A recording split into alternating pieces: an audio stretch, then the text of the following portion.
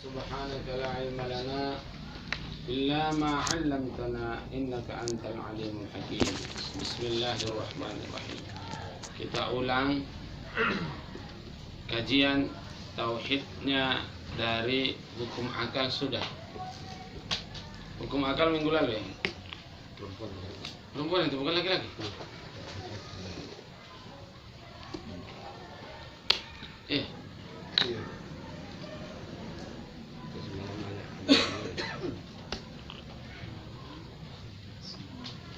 Karena banyak yang yang sebahagian baru mulai, biar kita sedikit tentang hukum akal. Untuk memahami sifat 20 yang terpampang di halaqah kita ini, harus diawali dengan memahami definisi daripada wajib, mustahil, dan harus pada hak Allah dan pada hak Rasul. Yang wajib dan yang mustahil serta yang harus.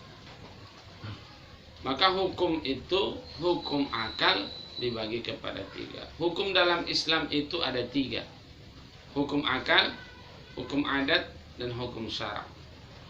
Hukum syara itulah yang biasa, yang tak lepas dalam kehidupan kita sehari-hari. Itulah yang wajib, sunnah, haram, makruh, mubah. Wajib pada syarak apabila dikerjakan berpahala, ditinggalkan berdosa. Itu namanya wajib. Seperti kita sholat isya, itu adalah wajib. Kalau kita tinggalkan berdosa, kalau kita kerjakan berpahala. Zakat seperti itu juga. Apalagi yang wajib dikerjakan?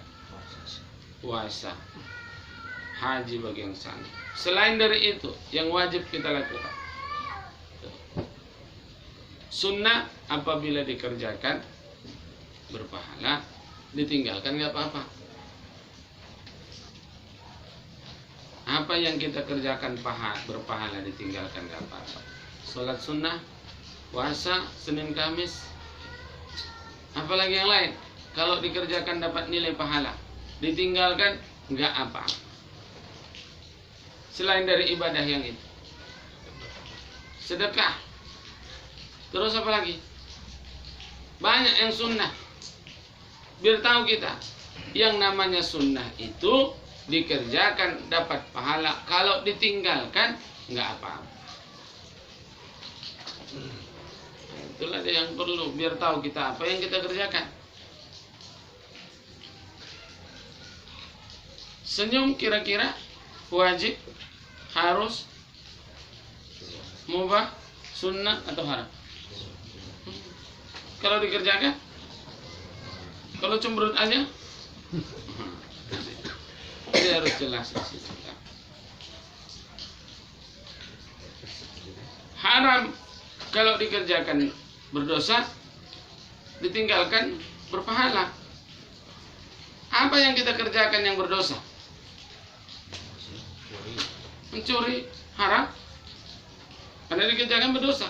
Kalau ditinggalkan, kapan nilai pahala itu akan datang? Pada saat kita imtisal, menjunjung perintahnya. Kalau sekarangnya itu nggak ada, aku nggak mau mencuri karena haram, karena nggak ada yang mau dicuri. Tapi ketika ada di depan kita, atau ada hal yang mencuri, ada dorongan yang kuat untuk mencuri, tapi karena kita tahu itu yang haram, kita tinggalkan, baru nilai ibadah. Sama dengan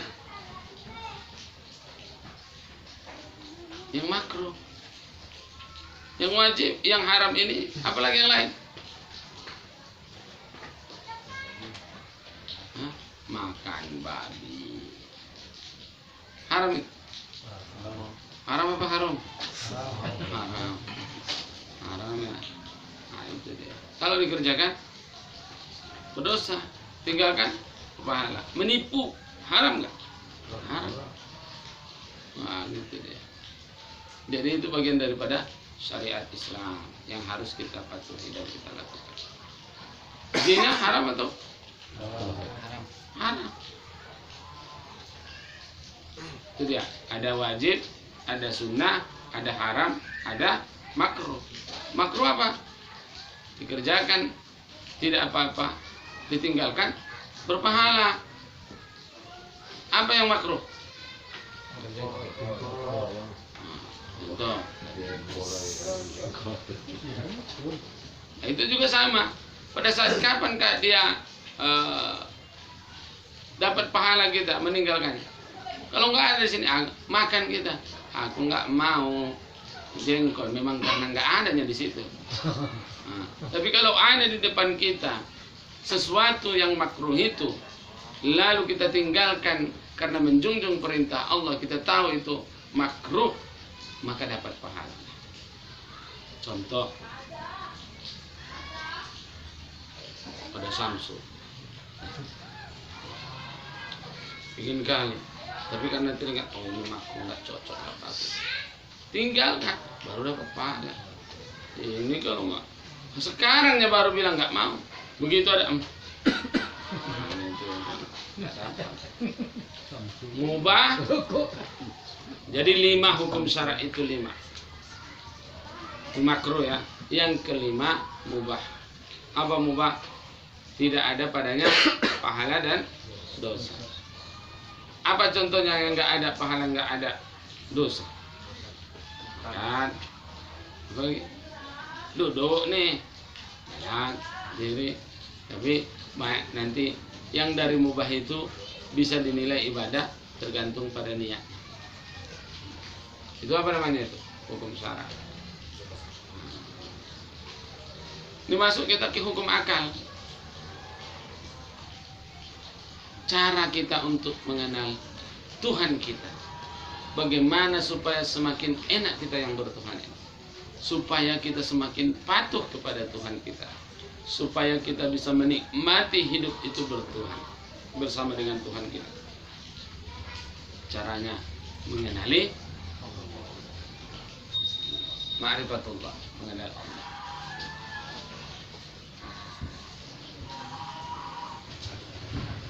Jangan merasa aku pelajarinya ini, jangan. Hukum akal. Berapa hukum akal? 3.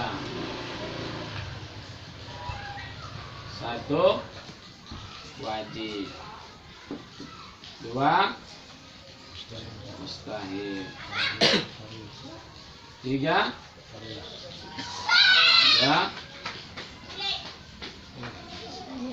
jaiz, harus ya. Wajib pada akal, wajib pada syarak beda. Apa tadi wajib pada syarak? Dikerjakan berpahala, ditinggalkan berdosa. Wajib pada akal, huwaladzi, yang terendah kita buatnya, la yumkinu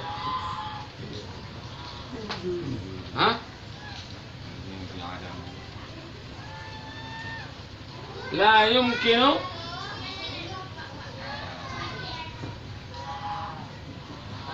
yang tidak mungkin tidak ada. Itulah wajib. Wajib itu yang tidak mungkin tiadanya.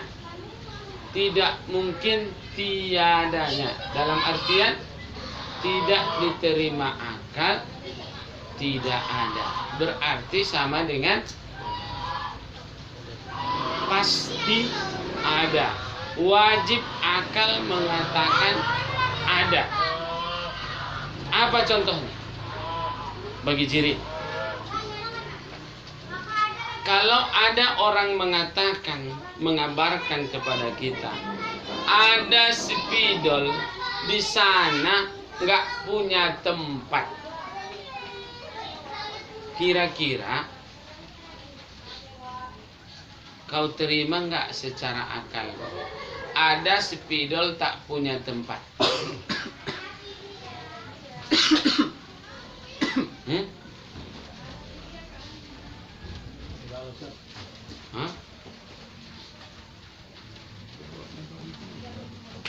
Ingat definisinya ini ya. Tidak diterima akal, tidak ada pastian. Jadi saya contohkan, kalau ada, contoh saya bilang, di sana ada kawanmu bilang, di sana ada nggak punya tempat. Kalau kita pergi ke sana itu berarti kita goblok. Kenapa? Karena begitu dikatakannya di sana, berarti sudah menunjukkan ada di sana tempatnya. Maka setiap benda, setiap makhluk, setiap sesuatu pasti ada tempatnya. Tidak diterima akal kalau ada sesuatu tidak punya tempat. Jadi kalau kita punya tempat apa tidak? Punya.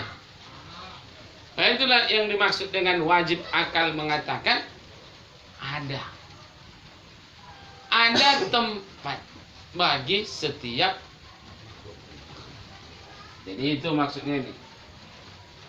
Kalau kepada Allah, itulah dia.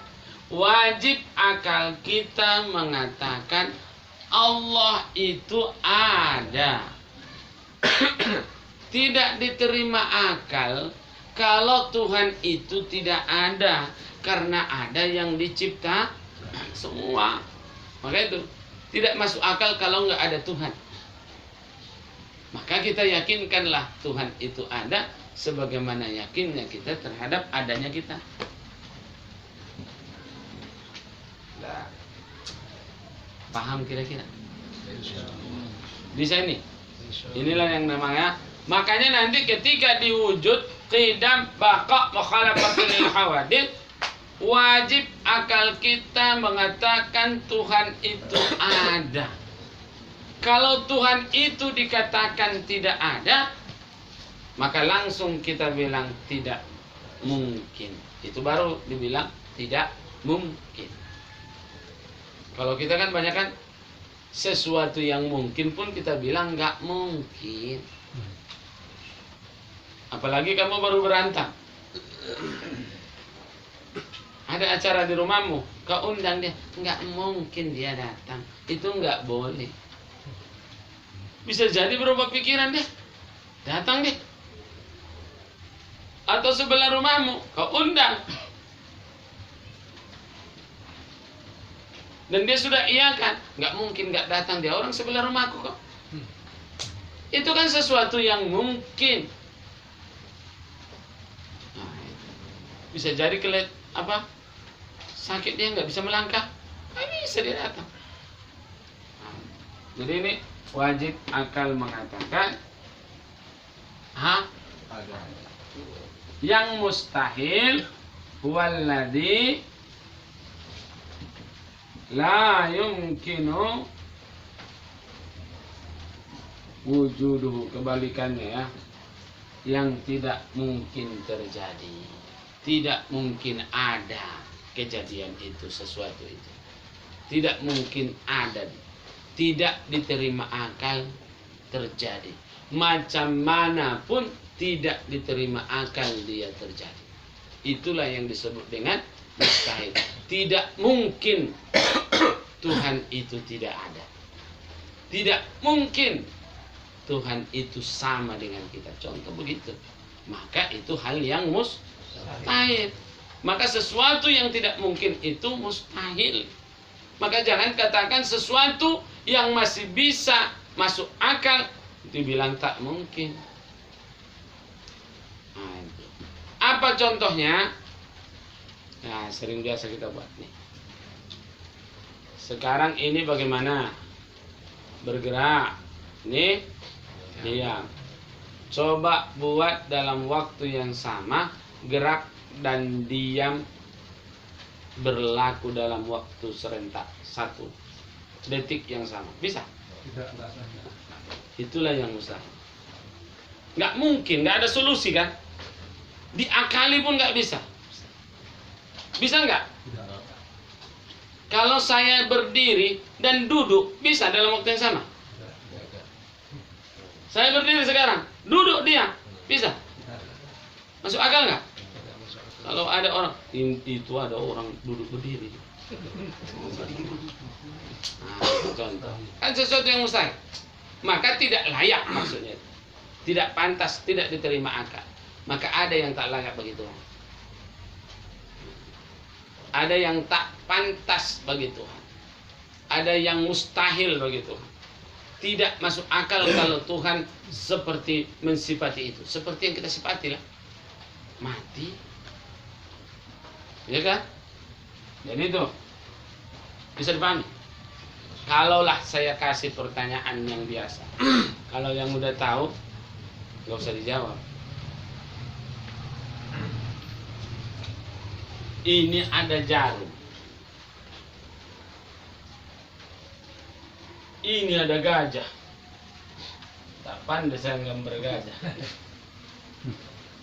Kira-kira bisa nggak masuk gajah ini ke lubang jarum?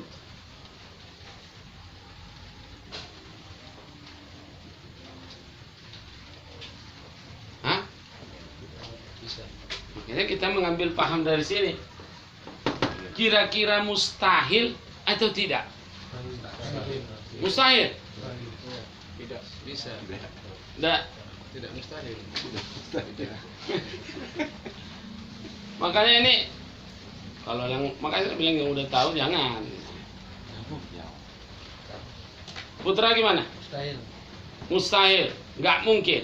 Itulah baru bisa bilang ya, tak mungkin masuk gajah ke lubang jarum. Erwin? Mustahil, Ustaz. Mustahil. Mustahil.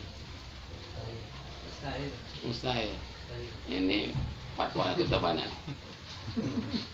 Mustahil. Hah? Bisa. Bisa.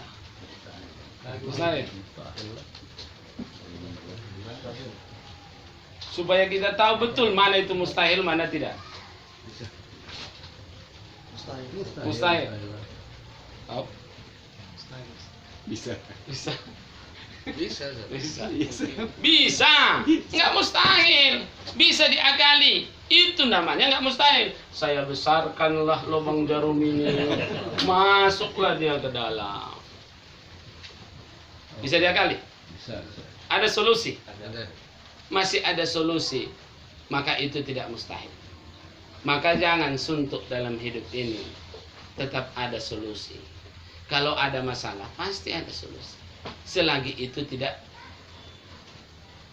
mana mungkin? Mungkin. Tapi tadi Ustaz ya, tapi jarumnya kan kecil Ustaz. Kemarin gimana besar lubang gitu. Makanya diakali. Oh gitu Ustaz. Itu akal. Masih bisa diakali nggak? Masuk akal nggak? Iya. Kalau ini tadi coba akali. Ada solusi. Bisa diakal-akali. Saya berdiri, duduk, coba akali dulu dua-dua berlaku dalam waktu sama. Nggak bisa. Kalau ini bisa. Bisa diakal-akali. Kan semua yang nggak apapun akal-akalan. Masih masuk akal dia kan. Kalau besar lah lubang jarumnya. Tadi kan jarum saya cerita. Perkara kecil besarnya lubang kita nggak cerita. Besar kan? Yang jelas masih bisa diakali. Masih bisa dicari solusi. Maka sebesar apapun masalahmu, itu masih bisa diselesaikan.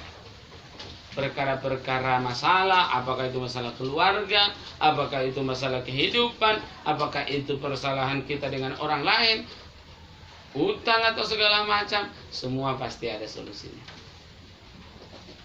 Yang tak ada solusi, yang tak lagi masuk akal, tak bisa lagi. Gitu ya. Gunanya kalau bertauhid nggak ada putus asa ya. Jadi itu. Baru disinilah bisa kita dapatkan. Tidak mungkin terjadi. Kalau ini masih mungkin. Kalau yang ini belum, nggak akan mungkin terjadi gerak dan diam berlaku dalam waktu yang sama. Itulah yang disebut dengan mustahil. Maka tidaklah mungkin, tidaklah diterima akal kalau Tuhan itu ada awalnya. Kalau Tuhan itu ada awalnya, berarti dia lemah. Maka Tuhan itu tidak bersifat permulaan. Yang punya permulaan kita. Kalau ada awal kita berarti pasti ada akhirnya. Nah, gitu. Kalau kita sudah terjadi perubahan dalam hidup kita, setiap detik ada perubahan. Bahkan hari ini, detik ini, entah berapa kali kita duduk di sini. Yang duduk ini semuanya berubah. Mata kita berapa kali berkedip. Hati kita berapa kali entah kemana-kemana. Udah. Perubahan. Maka setiap yang berubah disebut dengan baharu. Maka apapun yang kau punya pasti mengalami perubahan. Sejahat apa, seburuk apapun orang lain, istrimu, sejelek apapun dalam pandanganmu, yakinlah itu akan berubah. Sebandel apapun anakmu, jangan putus asa.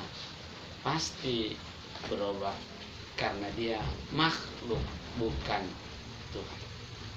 Itu caranya. Jadi ini yang perlu. Kemudian yang ketiga,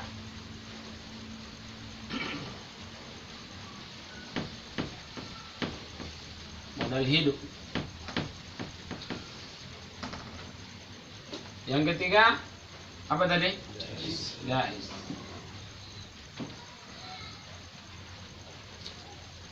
Walladzi la apa?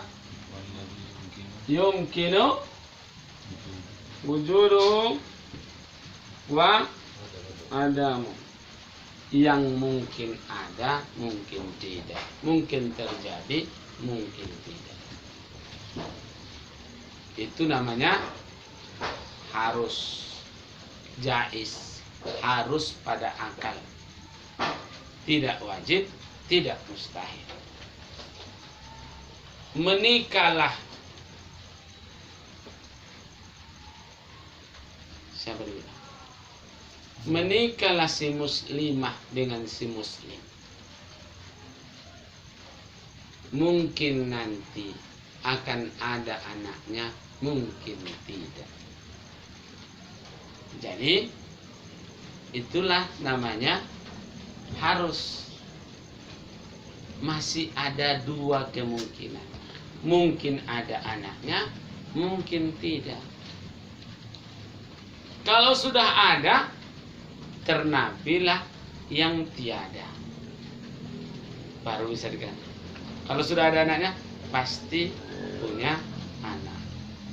Maka jangan memastikan sesuatu yang belum terjadi. Itulah dia melangkahi Tuhan.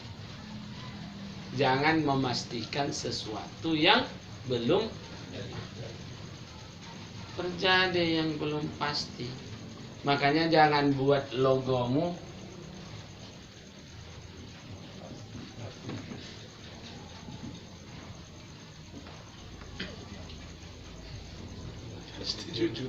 pasti jujur. Akhirnya nggak jujur.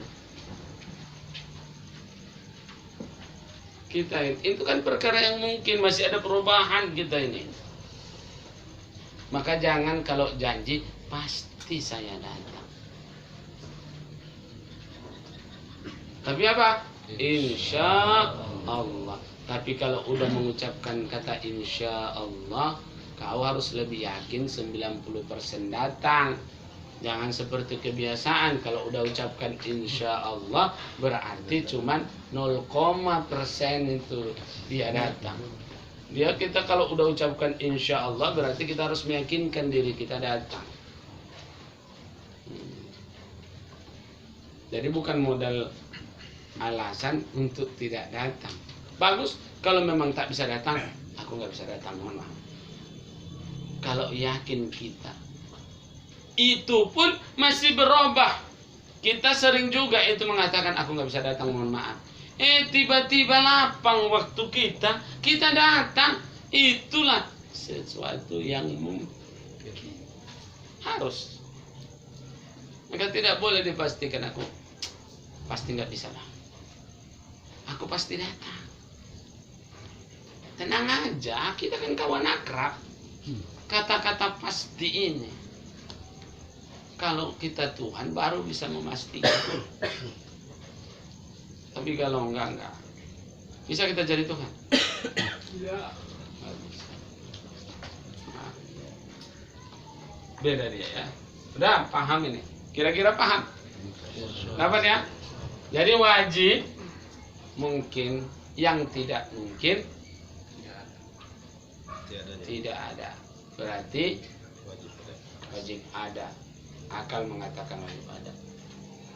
Yang tidak mungkin ada berarti mustahil ada. Mustahil terjadi. Itulah yang mustahil. Tidak diterima akal terjadi. Yang ketiga, mungkin terjadi, mungkin tidak. Maka hidupkan dulu kemungkinan yang baik di dalam kepribadian kita. Contohnya, kalau kita berjanji dengan orang, dia nggak datang, atau dia terlambat, lama kali datang, kurasa memang sengaja dia ini. Jangan ambil segala kemungkinan yang baik. Mungkin disuruh ayahnya dia, mungkin lagi ada kerjaan dia yang lain, mungkin lagi disuruh megang anak, mungkin pokoknya segala macam kemungkinan yang baik.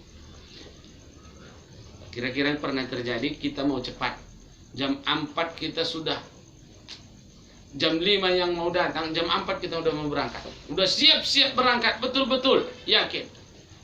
Begitu di tengah jalan kita keluar, jam 4 udah keluar kita. Begitu di tengah jalan, aduh tinggal handphone, balik. Udah sampai di rumah, kenapa balik bang? Tinggal handphonenya. Bang, tolonglah jagakan sebentar ini, aku mau kamar mandi sesak, ada kita nanti takut. Dah, kamar mandi dia. Berapa lama di kamar mandi? Akhirnya tuh lama. Begitu selesai, keluar kita. Begitu mau pergi, bang tunggu dulu bentar, aku belikan dulu pempes. Ini makin lama kita. Akhirnya terlambat juga datangnya. Datang kita, memang kurang ajar, terlambat aja kerja. Ya. Berbaik sangka dengan segala kemungkinan yang baik. Jadi buat sesuatu itu supaya pikiran kita bersih, jernih, maka mulailah dengan kemungkinan-kemungkinan yang baik. Jangan buat kemungkinan yang tak baik. Mungkin karena dia nggak suka nengok aku itu, makanya dia nggak datang. Jangan. Mungkin dengan kemungkinan yang baik. Udah kau undang dia nggak datang dia. Memang aku udah yakinnya dia nggak datang. Karena memang nggak suka dia nengok aku. Nah, gitu. Itu kemungkinan apa itu? Kemungkinan yang tidak baik dalam pandangan. Jadi hidup itu ambil kemungkinan yang baik supaya sehat pikiran itu, tidak menimbulkan dosa. Kalau dia tak datang-datang, mungkin ada urusannya. Mungkin lagi enak dia dalam menikmati kekeluargaan di rumah. Mungkin nggak bisa dia diganggu karena daring, bukan darting. Mungkin segala macam kemungkinan. Nah, begitu kita cara menyikapi itu. Nah, begitulah memahami Allah itu nanti dari sifat wujud sampai kalamnya. Kalau kita udah mengenali sifat-sifat Tuhan itu dengan baik, sebagaimana kita mengenali sifat-sifat seseorang, kita dengan istri, kita kenali sifatnya. Makin lama makin kita kenal. Kalau dulu mungkin belum nikah, kita kenal dia hanya sebatas kenal. Begitu lama-lama makin dalam. Apalagi terjadi akad nikah. Bukan lagi luar, dalamnya pun kita kenal. Lama-lama karena kita kenali dia, makin sayang kita dengan dia. Tahu kita apa kebiasaan dia, apa yang disukai dan tidak disukainya. Maka kalau kita yang baik, kita tidak akan melakukan yang tidak disukainya. Kita akan melakukan apa yang disenanginya. Begitulah kita kalau kenal dengan Allah dengan baik. Makin baik pengenalan kita kepada Allah, maka makin baiklah perilaku hidup kita. Makin lama makin kita buat yang baik. Kenapa? Karena kita tahu, kita kenal siapa Tuhan itu. Kepribadian, kalau bisa dikatakan pribadi, ketuhanan itu, sifat-sifat Tuhan itu makin tahu kita. Dia tidak suka kalau kita melakukan yang tidak baik. Dia tidak suka kalau kita berbohong, maka kita tidak mau lagi berbohong. Dia sangat senang dengan sesuatu yang dilakukan dengan keikhlasan, maka setiap apa yang kita lakukan kita ikhlas, bukan karena sesuatu yang lain. Makin dekat, makin kenal kita dengan Allah, makin lezat hidup.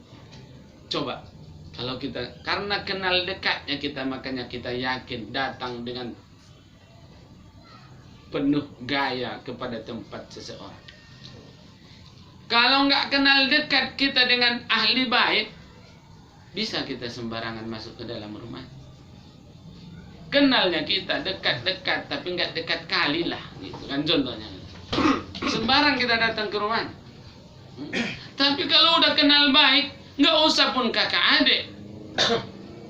Udah kenal kita jiwanya, udah kenal kita apa yang sifat-sifatnya semua. Assalamualaikum, salam. Langsung kita ke dapur, ambil nasi itu, karena tahu. Nah, kalau kita kenal Allah dengan baik, maka Allah akan memenuhi. Maka siapa yang tak bisa, dia punya kekuatan, punya kemampuan, punya kekuasaan. Apa yang gak bisa diberikannya? Kalau kita sudah mengerti dengan dia, dengan Allah tuh, dengan Tuhan itu, apa yang tak bisa dipenuhinya dalam hidup kita. Nah, kalau kita saling kenal mengenal dengan baik, manalah mau kita mengecewakan kawan kita. Aku takut nanti kecewa dia. Allah itu kalau kenal baik, kita kenal baik dengan Allah, lalu kita jaga sikap kita, maka Allah tidak akan membiarkan hambanya itu kecewa. Tapi kadang-kadang kita kecewa padahal baik yang diberikan Allah, tak tahu diri. Jadi begitu, begitu cara kita mengenali Allah. Pelan-pelan kita kenali Allah melalui sifat-sifatnya. Maka kita ulang-ulang ini, kita ulang-ulang ini sifat-sifat Allah ini supaya semakin akrab kita dengan Allah. Akrab itu bahasa Arabnya itu isim tabdil. Akrab, afdal, lebih dekat dengan Allah. Supaya kita lebih dekat dengan Allah Subhanahu wa taala. Nah, nggak ada yang lain. Kalau kita udah makin dekat dengan Allah, Allah nggak suka kalau kita berantem.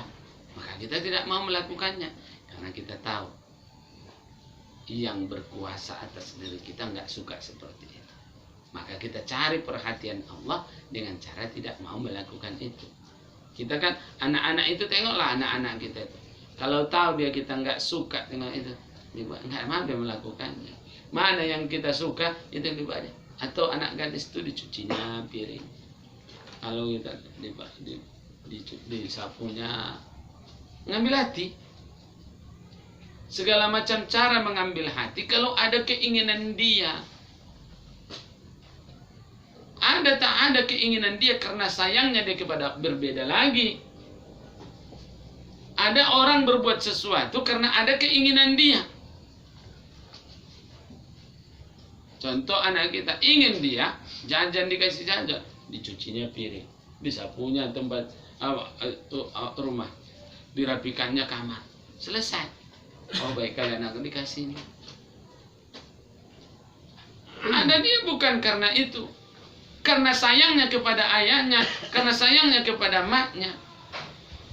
Dikerjakannya semuanya supaya nggak berat dan ringan pekerjaan orang tuanya. Ada orang karena sayangnya kepada Allah Subhanahu wa taala, maka segala sesuatu yang menimbulkan sayang Allah itu kepadanya dilakukannya. Itulah orang-orang yang ikhlas. Itulah orang-orang yang ikhlas. Maka orang yang seperti itu itulah yang nggak bisa ditaklukkan oleh syaitan. Insyaallah kita lanjutkan minggu depan, kita bahas tentang wujud. Tapi kita ulang sedikit lagi tentang wajib, mustahil, harusnya, supaya bisa kita aplikasikan kepada sifat-sifat Allah itu tadi. Cara pemahaman. Habis itu baru pemahaman dalam kehidupan kita, mengaplikasikan sifat-sifat Allah itu, pemahaman kita itu dalam kehidupan kita. Jadi nggak ada rasa nggak enak. Apa yang nggak enak di dunia ini? Sesuatu yang nggak kita nikmati. Ya, coba nikmati.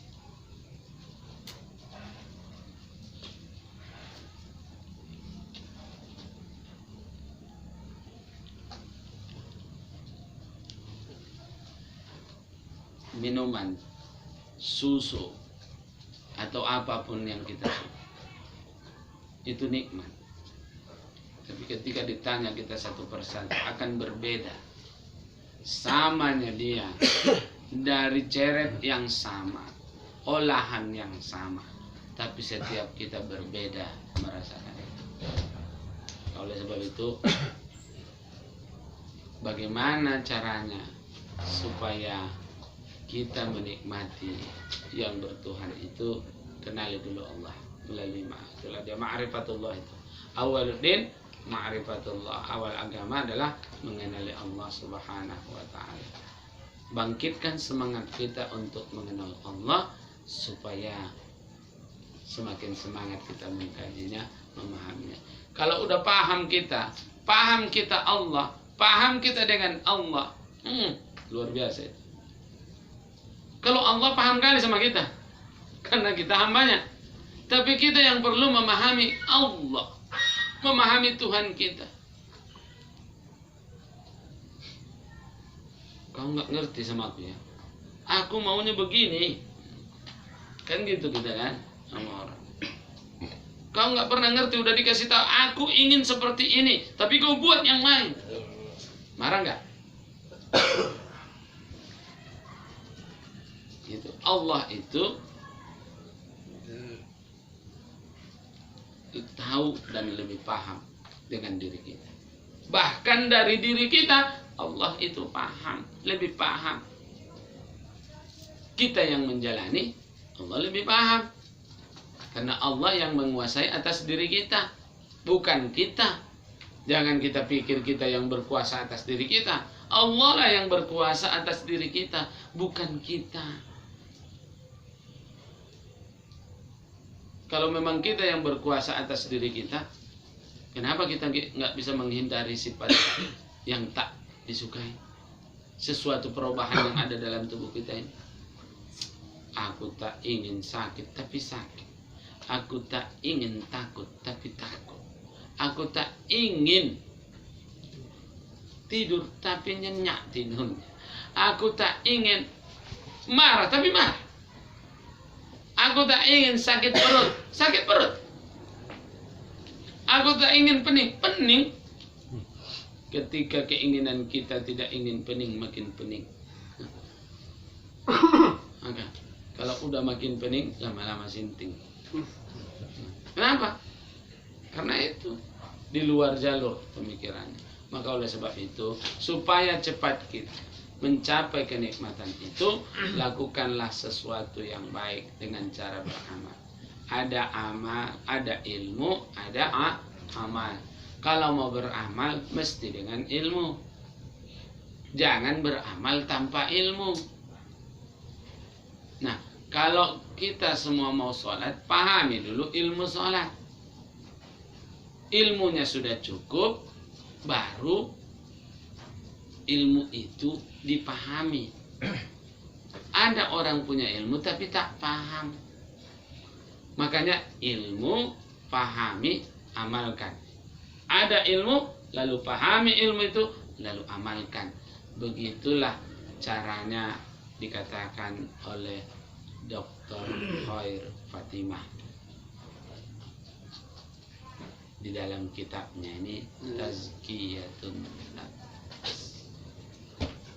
Jadi kalau itu ilmu, paham, amalkan.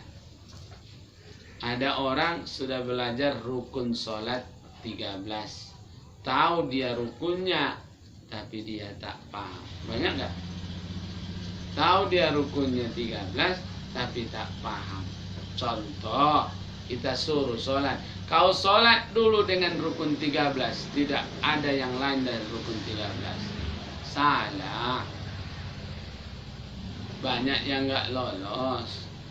Nggak usah kan orang kita ini. Ustadz pun tak bisa, banyak juga yang tak lolos. Karena kadang-kadang bukan apa? Satu karena kebiasaan. Satu titiknya sebenarnya ilmu tak dipahami, maka perlu dipahami. Tak ngertinya kau? Iya. Tahunya kau ilmunya? Tahu, tapi tak paham. Banyak nggak? Makanya itu ada ilmu, paham, amal. Ilmu, paham, amal. Jadi harus begitu. Jadi kalau sholat, ilmu, paham, seperti ini. Sudah tahu kita definisi wajib? Tidak mungkin tidak ada. Pasti ada. Kita udah tahu, tapi tak paham. Macam mana? Belum ngerti ya. Itulah namanya tak paham. Coba jelaskan lagi. Nah, supaya paham apa yang dimaksud, yang tidak mungkin tidak ada. Nah gitu kan. Maka ada ilmu, pahami, amalkan. Supaya jadi, insya Allah akan berbuah. Allahu a'lam bishawab. Subhanakallahumma wa bihamdik, asyhadu an la ilaha illa anta, astaghfiruka wa atubu ilaik. Zikir kita yang belum berwudu, silakan lanjut, kita lanjut.